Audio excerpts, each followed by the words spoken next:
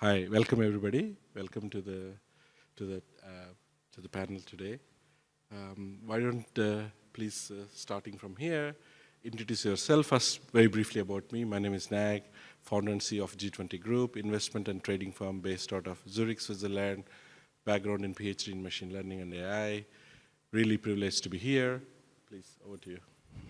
Hey guys, I'm Chi. I'm the co-founder and the CEO of KAITO AI and ZetaBlock Labs.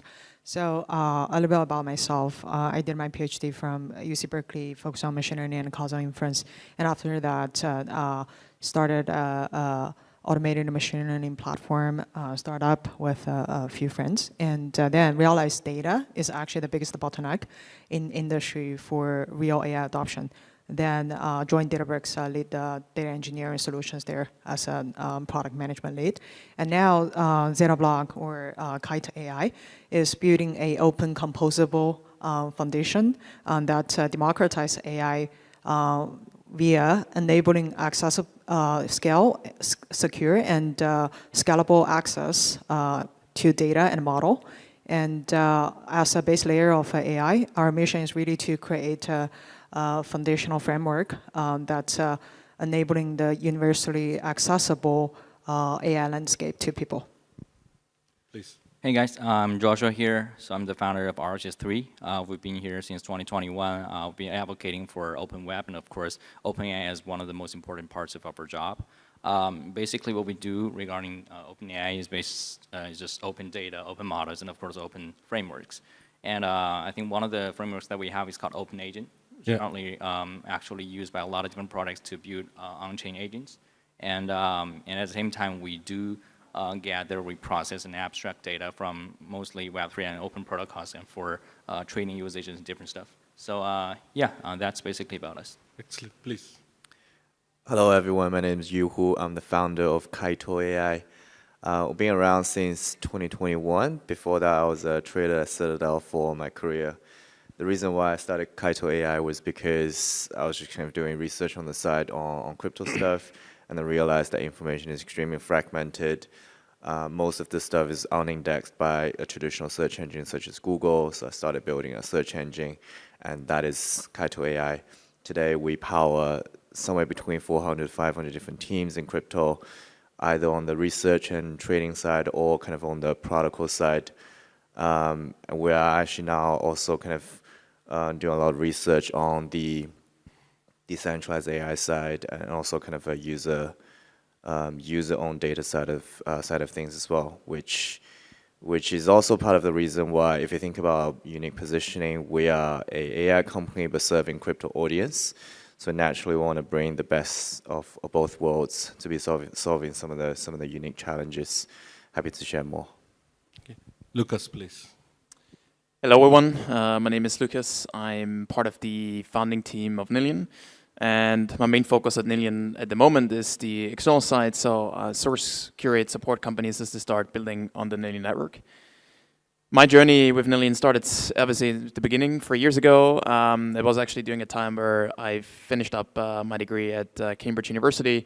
I did a couple of other degrees during that time in the UK, and I got fascinated by the potential with Nillion to fundamentally change the way we secure data and fundamentally change the way we process information and bring back control of very sensitive information with the same principles as Bitcoin and crypto started, right, of self-sovereignty, trustlessness, and decentralization. Throughout the last 3 years, we have been working really hard in building out what we call Nillion's blind computation network.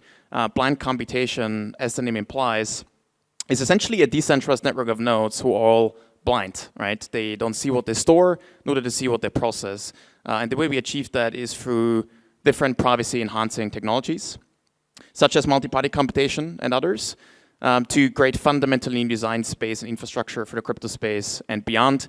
On our testnet, we have seen really exciting implementations already, ranging from healthcare, like genomics analysis, to self-sovereign data sharing use cases, DeFi use cases, AI use cases, and many others. Thank you so much for that. So my first question to the panel is, yesterday Ilya said NEAR is the home for user-owned AI data. And maybe please could you reflect some thoughts on why privacy is becoming so important these days, and we're hearing again and again about privacy, breach of data. When you actually train a system, there are attacks on the systems, and then the data is being, taken out, etc.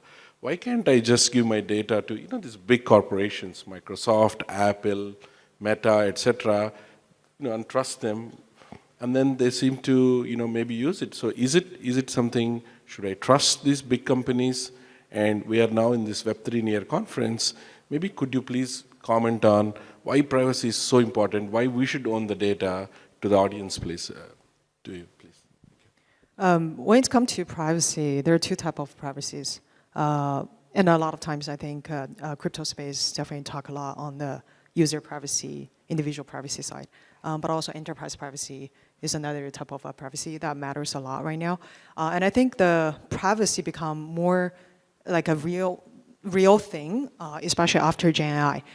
Recently, I don't know if you guys saw the top 10 emerging tech that's published by World Economic Forum. The second one is actually privacy enhancing technology that enable the global collaborations at scale, and specifically it's about data.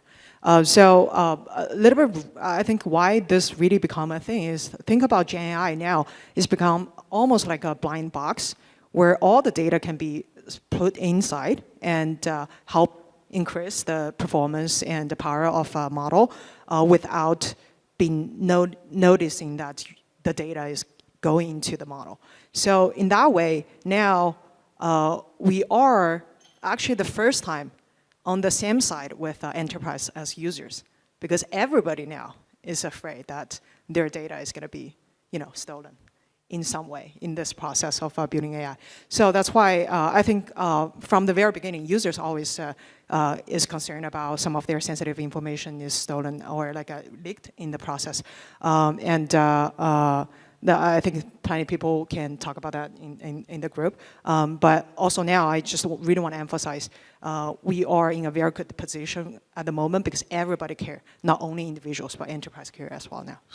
Joshua, your thoughts, please. I think there are two parts when it comes to data privacy, especially with AI models.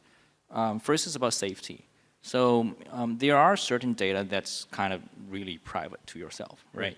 And I want to make sure that, let's just say an AI model doesn't access that, doesn't know something that it's not supposed to know about yourself. And or it shouldn't be helping someone else to do malicious things to you, right? Because they if the AI model was trained somehow with some kind of sensitive data that might work not so good on your part. Right. So safety is one thing, but I think of course people have been focusing a lot more about fairness or distribution of rewards stuff, right? If you look at ChatGPT, as they state on the website, it says it's trained with publicly available information on the internet. And when it comes to public information, there are a lot of stuff that's, in a way, it should be belongs to you somehow. They might not access that data as pure public data, right? We can't ensure something like that. So when they're making billions of dollars out of your data, we're going to make sure that this is fair, right? Correct. So I think two parts, safety and fairness is the sort of like the core key here for data privacy, and especially in AI. Yuhu, your thoughts? Yeah, maybe I just chime in here. So obviously I'm going to touch on the privacy side of things. But if I think about the data ownership part, I really think about two parts. One is privacy. The other one is the ownership part that leads to monetization and actually owning the data and all the economic benefits coming from the data as well. So maybe just using our own example. So today we power all these clients, and a lot of our clients are really care about, hey, like for example, we have a Copilot feature within KAITO that people can ask any questions, get an answer from any specific crypto perspectives. And people are really concerned that, hey, like when I ask a question, do you store the data? Does ChatGPT, for example, store the data? To put things into context, we do serve some of the very sensitive entities, such as all the listing teams at every single exchange, or the trading firms who doesn't want to disclose what kind of tickets and topics that they're currently researching before anyone front runs them. So essentially, people are really concerned in terms of where the data is being stored, who has access to the data, whether it's going to be, going to be retrained, all that kind of stuff. Currently, there's no very, very good solution apart from just basically just having a goodwill and good faith in terms of all these, either KAITO side, obviously, but also the ChatGPT side or whatever the kind of the endpoints that people are having, without compromising, obviously, the performance side of things. You can obviously host data and compute and all that kind of stuff. But currently, I think that is a pain point. The other thing I'm going to share is on the monetization side of things. There's also a rising awareness in terms of whether I can actually make money off my data. Right. Obviously, there's a whole whole range of discussions after ChatGPT came out, and then people, a lot of the content creators are saying that, hey, like, you're not paying me for my data. Nowadays, I would say that in the model training part is actually pretty difficult because the attribution side of things, but actually nowadays even on the search engine side of things, right? So when people are giving you links, when let's say that even for our example, when we index people's data and these data are public, can we actually reward these people? Rather than kind of paying, for example, X and some of the other platforms, we can actually reward these users ourselves. At the same time, a lot of the new protocols that actually come out and start rewarding some of the content creators as well. For example, Eigenlayer just did a season 2 airdrop that actually reward all the content creators who have been talking about Eigenlayer. So I think this is a new method in terms of all these public data that's directly attributable.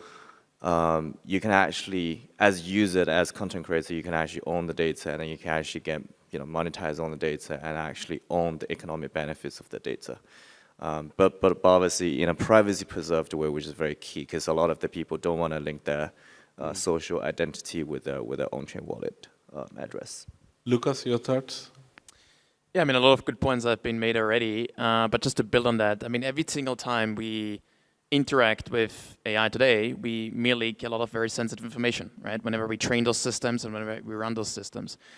And that's, of course, a big deal for enterprise. Whenever you're sending sensitive information, company-specific information, confidential information to these proprietary AI models, you have to trust these companies that they don't share the data, they don't misuse the data, they don't exploit the data. And that's a trust assumption that empirically enterprises are not willing to take easily.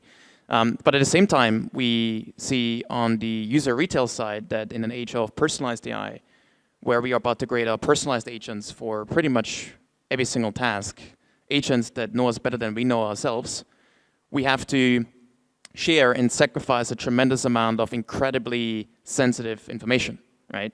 Our healthcare records, our hobbies, our messages, our sleep data, our nutritional data. That's a level of sensitivity that we have never seen before like this in the history of humanity, I would argue. Yes, we have seen sensitive data being shared maybe over the last 15, 20 years, but this is a degree that goes way beyond what we've seen so far. And I think to enable such a future, to enable the benefits of such a future, we need to create new infrastructure that fundamentally preserves privacy of users, whilst at the same time enable them to use the benefits of all these tools. And the last point around some of the training aspects as well, when you train these models, if we look at the amount of data that was used to train, for instance, ChatGPT or Llama and the likes, and then we look at all the private sensitive data that sits on the edge still with us as users, but also with enterprises, then it becomes very obvious that to train the next generation of models, we need more probably than just public data and synthetic data derived from the public data, which means we need to tap into private data. And to tap into private data, particularly on the enterprise side, we need privacy enhancing technologies where enterprises can make sure that the data always remains private, but nonetheless they can utilize that data, train models, and subsequently use those models to generate the next generation of intelligence. Yeah, thank you, Lucas, for that. So my next question to the panel is, which are the industries you think are really in the most urgent need of this privacy? Is it healthcare, or is it defense, or is it finance?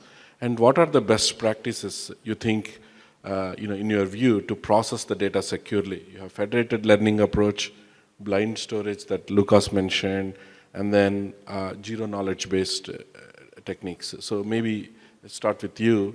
Maybe you want to comment on, enterprise or private, which one, which industry, what are the, your top picks on how to process the data securely, please. Yeah, it's actually funny that most of the industries you mentioned are more or less, so we have customers there. So except defense, but I'm not going to be surprised if one day Sure. land some of the customers there. But I think one example, I definitely think like a healthcare, financial too, both of the industry will be highly sensitive in terms of the information, what they want to share. And actually, according to, like Lucas mentioned, I really love the comment on we need to tap into the private data. If we, do the math, GPT-4 is only trained on 1 petabyte data, but JP Morgan alone have 150 petabyte data in-house. Oh. But how can we really help them to, unlock the data power? Right. That's another thing. So it goes to some of the best practice we observed in the market and what some of the techniques we are adapting in-house. When it comes to privacy, there's two types of privacy we're talking about. The storage privacy, the data privacy, and the compute privacy. So for the compute privacy here, right now, actually T is becoming more ready in production. Right. So a few weeks ago, we did another benchmark testing on running a Llama 3 on top of a H100, actually just one H100 with a T. The performance is only 10 to 30% worse than without T. So actually it's getting very, getting much better than before. That's the compute privacy side. And the data privacy side, I think Nilan is definitely using some of the very good tools like MPC and also like a data privacy encryption, such as like at rest for data storage and in motion for streaming data processing. Those are all good. And FHE is not in production ready phase yet because we did the test, but we felt like it's getting closer. And the last thing is Google DeepMind actually has done a lot of work, such as like DLocal and DPico. That is really slice the data and compute into a lot of smaller components. And that's actually what really enable what we call decentralized training and decentralized fine-tuning. That's what become more like a reality in the future. But a lot of those are really something we adopt, something we're still seeing how it goes. And for example, when it comes to the medical customers we're working with, ironically, they don't even like any of them. They just straight say, no data, go out. It stay all locally with us. Yeah. So what we have to do is, in the end of the day, help them to, because we're building this universal framework. So in the end of the day, they are hosting their data in-house, but we help a foundation model provider to deploy the model into a T and train and fine-tune the model on top of the secretive or like the confidential medical data those people have. And the benefits here is now the medical data provider is not afraid that the data is not going out. And also but the foundation model owner now is not afraid their model weight is going to be stolen in this process because everything is encrypted or like protected in the T environment.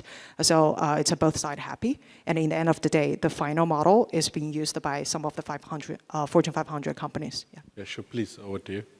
Since pretty hard to say like which industry or which particular project or companies that does the best, right? Yeah. A lot of things are happening in healthcare, in finance. A lot of different things happening in crypto as well. I'll just share a little bit about what we work on. Please. I mean, like more related to publishing content, this kind of stuff. I think if you look at traditionally in Web 1, Web 2 era, this kind of privacy is in a way protected by a centralized agency, right? If you want to say, okay, I'm gonna send out a Facebook post or a Twitter post that's only available to a particular kind of viewers or audience, then that company's gonna handle it for you, right? They promise you that they're gonna handle it well, but of course their people can somehow see it, and also if they do things not the right way they should be, then there's gonna be bad things happening. So I think one of the things that we have been advocating for is open information, right? Open web and open information. But at the same time, when we advocate for open, we also advocate for strong privacy stuff or like strong privacy posting. That's basically enforced by encryption, right? If you actually post something that's encrypted, if you know that when you post something on an open framework that would be in a way accessed by other people freely, and there's no centralized agency protecting you, or Right. you know, then you're going to be more careful, right? In a way, then you somehow have to make sure that your data is encrypted, Yeah. right? Even though in a public space, you want to make sure that you know that specific people or like that specific group of audience that's will be the only ones that will access You, that. please, your thoughts? Yeah, so I think maybe I'll just share some of the experiences and conversations that we've been having. Personally, if you look at the spectrum of all the enterprises versus all the consumers, I would think that all the enterprises are going to be the first adopters, just because typically enterprises care a lot more about privacy than the end consumers. And this could be a take that some of you guys may disagree, but this is kind of just based on my conversations and observations as well. And then within the enterprise part, my personal prediction is the entities that are closest to money, i.e. finance, will be the first adopters, because there's a very, very clear ROI in terms of, hey, if I adopt this, then that's going to be X productivity boost, it's going to be X return. But if I don't adopt this because of privacy concerns, all that kind of stuff, I need to hire 5 more people or 10 more people essentially doing the same minute job versus some of our competitors. So I think that's a very, very clear value proposition, as is all kind of the same conversation that we've been having with our clients. Everyone essentially wants us to be tapping into their private data, you know, all the stack data, all the Notion data, basically all the private data that's stored on their third-party softwares, to be able to have the same data ingestion that they can essentially leverage. But privacy is currently the biggest concern. Is a 0 versus 1 decision in their mind. So which industry, Lucas, Nilian is focusing on? Is it finance, defense, healthcare, or any industry? Can you reflect on the conversation, please, with the... Yeah, I mean, I don't think it's just the one or the other. I think, and obviously all the industries that are dealing with sensitive information are generally very when it comes to potential leakage of information. I very much agree with a lot of points you just brought up there. I mean, obviously healthcare is one of the strongest ones, because we're dealing with, you know, DNA information, or even like if it's not DNA information, very sensitive healthcare information. And using AI that gives you tips and feedback of how you live your life, that's obviously a level of sensitivity that you don't necessarily want to share with anyone. And healthcare does, as a consequence, is a big one. Financial services equally, like having agents where they can actually know you really well, know you better than you know yourself, what's your risk appetite and everything else, and then subsequently be able to execute trades.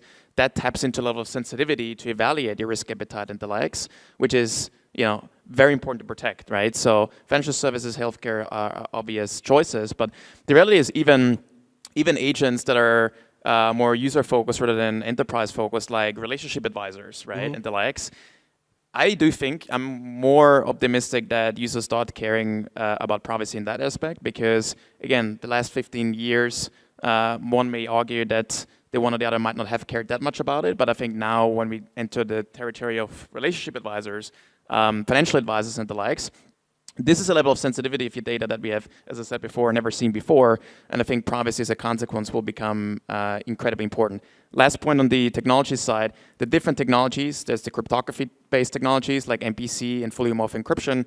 They arguably are the most secure ones because it's cryptography-based. There isn't the single point of failure there, but it's true that sometimes the performance doesn't necessarily yet achieve what needs to be achieved. And at the same time, then we have trusted execution environments, which I mentioned, which are on the hardware side. What gets me very excited is having the modular choice to orchestrate between different privacy-enhanced technologies, because there's no one-size-fits-all. All of them have different strengths. All of them have different weaknesses. And being able to enable developers to build applications that can tap into the right privacy-enhanced technology for the right use case, that's very powerful. And I think new design space that will unlock a lot of new exciting use cases going forward for every user, for every application that have different requirements. Yeah, just want to add that NEAR announced yesterday they want to use 1.6 trillion, 1.4 trillion parameter data where you can train your own model with 500 million. And some of the technologies to use distributed learning is not even available. One of the papers from Google DeepMind, actually coming on your point, mentions that some of the privacy computing text is not even there. So there's a lot we look forward to hearing from you and reading your research going forward. So with this, I conclude. Let's thank the panel. Thank you very much for engaging conversation. Really appreciate it. Thank you.